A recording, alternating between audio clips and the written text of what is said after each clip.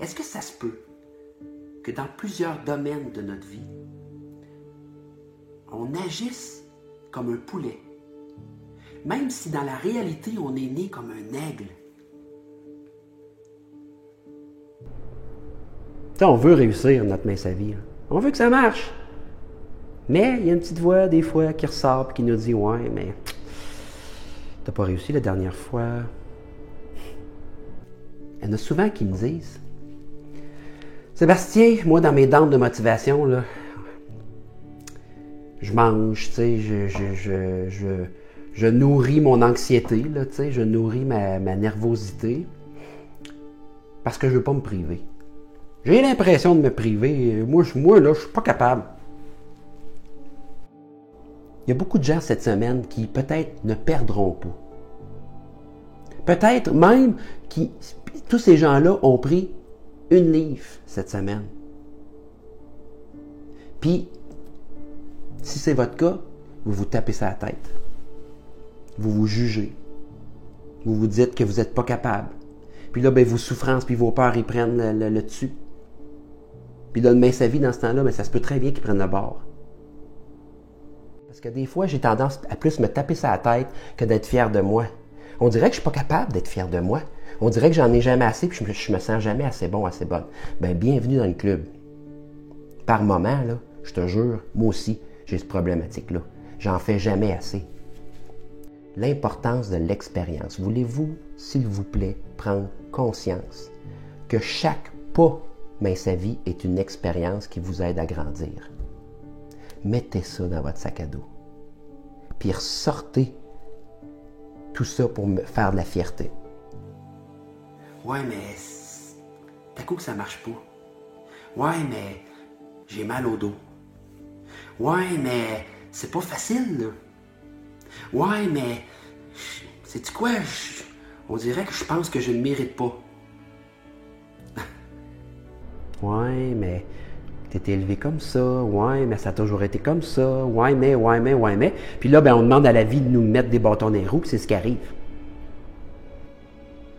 Tu sais, c'est cute de dire aux gens, j'embarque dans mes savies, puis je prends soin de moi, puis je veux. Mais savez-vous quoi? C'est cute aussi de dire, j'ai de la misère. Je me sens seul. J'ai de la misère, je trouve ça dur. Restez pas seul. Allez chercher le support, demandez de l'aide. Allez dans les groupes, allez voir les vidéos, appelez à Mince à vie.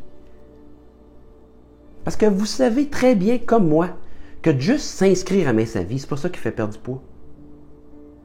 C'est de vivre Mince à vie qui fait perdre du poids. C'est de poser les actions.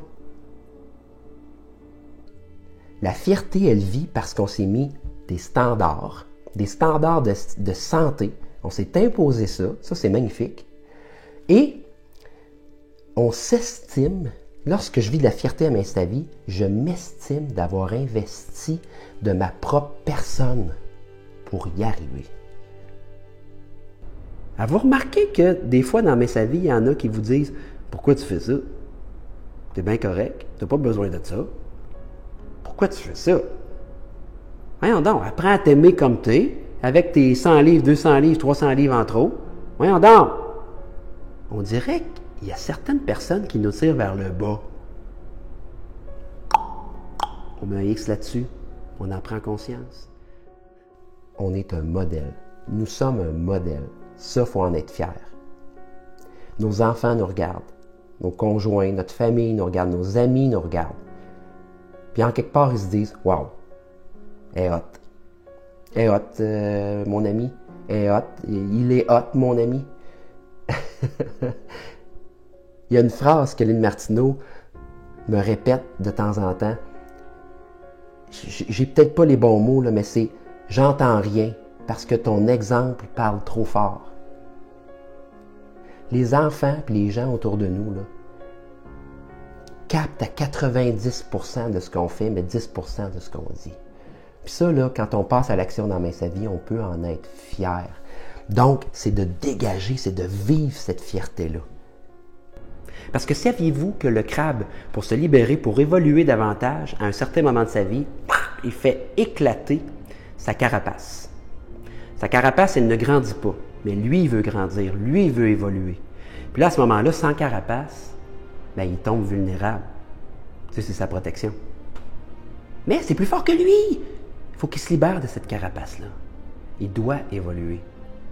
Donc, je suis en train de vous dire que de prendre conscience de nos croyances limitatives, de nos pensées qui nous limitent, ben, ça peut nous aider à se libérer de notre carapace, de notre protection. Parce que ça, toutes ces croyances-là limitatives dans notre tête sont là pour... On pense qu'ils sont là pour nous protéger.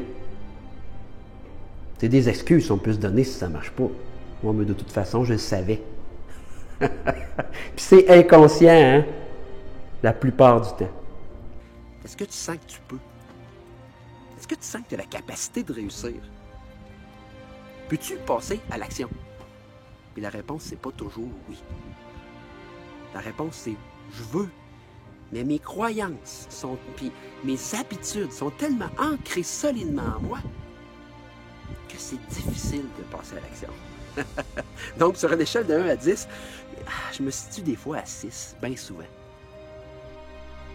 On le sait que c'est difficile d'être motivé à l'année de façon intense. C'est même impossible. Pourquoi? Parce que la motivation, la gang, c'est affectif. C'est une relation affective qu'on a avec soi-même puis le sujet.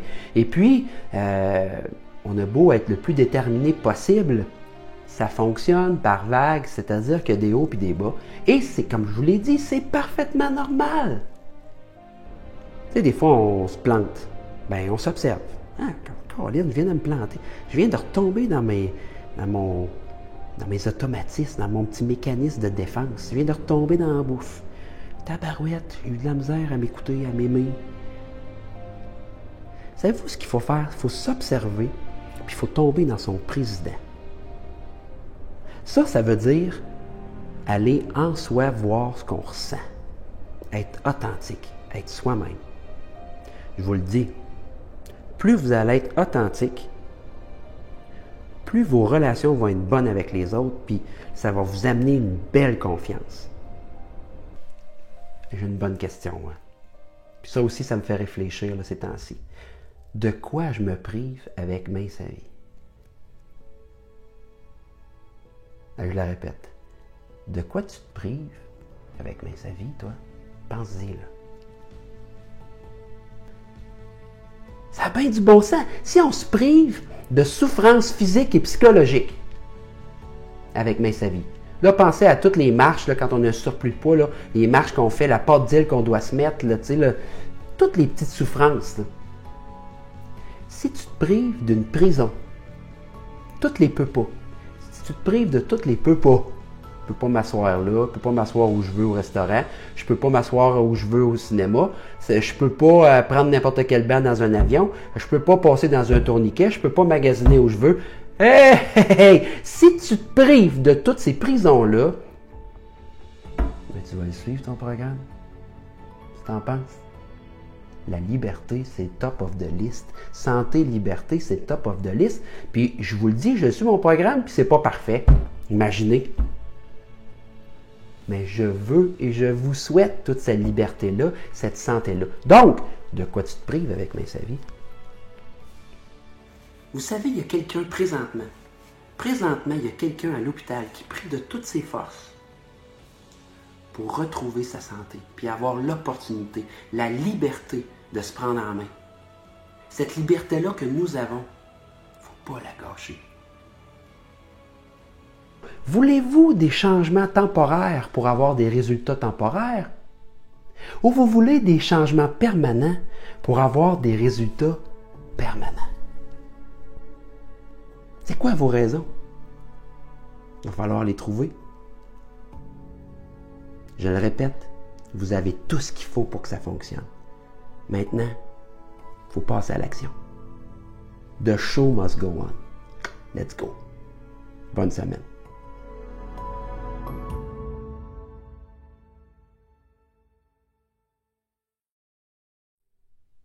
Un petit objectif à la fois. Il y a un proverbe connu ou inconnu, peu importe, mais en tout cas, moi je le connais, je vous le partage, qui dit « Heureux celui qui prend son temps pour aller vite ».